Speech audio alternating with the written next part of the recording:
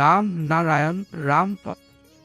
এই কথা সকলোৱে ভালদৰে জানে যে ভাৰতৰ ওচৰত এনে এটা আধ্যাত্মিক শক্তি আছে যাৰ জৰিয়তে তেওঁ সকলোৰে সৈতে জুৰি থাকিব পাৰে।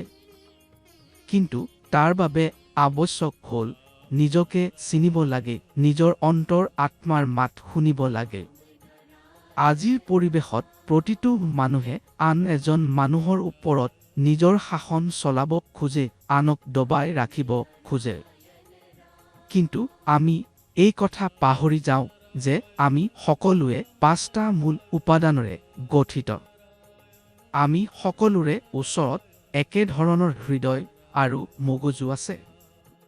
কিন্তু এইটো আমাৰ ওপৰত নিৰ্ভৰ কৰে যে আমি আমাৰ মন মগজুত ধনাত্মক চিন্তা ৰাখোঁ নে ঋণাত্মক চিন্তা। আমি আন এজনৰ উপকাৰৰ মনোবৃত্তি ৰাখোঁ নে অপকাৰৰ। যেতিয়া মানুহ এজন লোভত পৰে তেওঁ এইটো নেদেখে যে তেওঁ আনৰ কিমান কষ্ট কৰি আছে।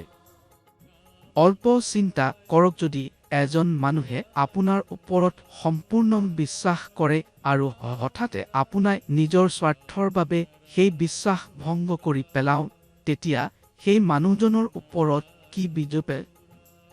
সেয়ে নিজৰ স্বাৰ্থৰ বাবে কেতিয়াও কাৰোবাৰ হৃদয় ভঙা উচিত নহয়।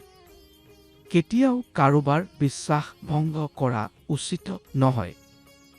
আমাৰ পৃথিৱী, তপস্যাৰ বিশ্বাস আমাৰ শক্তি, ধৈৰ্য আমাৰ শৃংখলা আৰু প্ৰেম আমাৰ আত্মবিশ্বাস।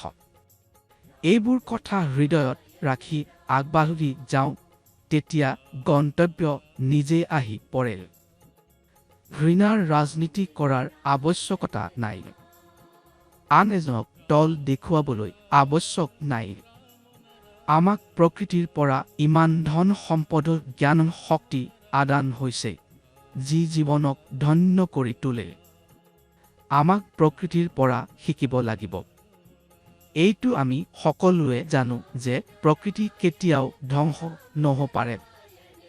কিন্তু সময়ত ইয়াত পৰিৱৰ্তন অহা স্বাভাৱিক। এই পৰিৱৰ্তনে আমাক সদায় কিবা নতুন শিক্ষা দিয়ে। সেয়ে প্ৰকৃতিৰ ৰাস্তাত চলা উচিত, কিয়নো প্ৰকৃতিয়ে আমাক সতালে। আমাৰ জীৱনত যি স্থানত অভাৱ দেখা দিয়ে প্ৰকৃতিয়ে সেই অভাৱ পূৰ্ণ কৰে। সেয়ে নিজৰ প্ৰকৃতিৰ সৈতে জুৰি থাকক, নিজৰ স্বভাৱ ধনাত্মক ৰাখক, মত প্ৰেম আৰু আন এজনক সহায় কৰাৰ ভাৱ ৰাখক। তেতিয়া চাব জীৱন কিমান সহজ হৈ পৰে।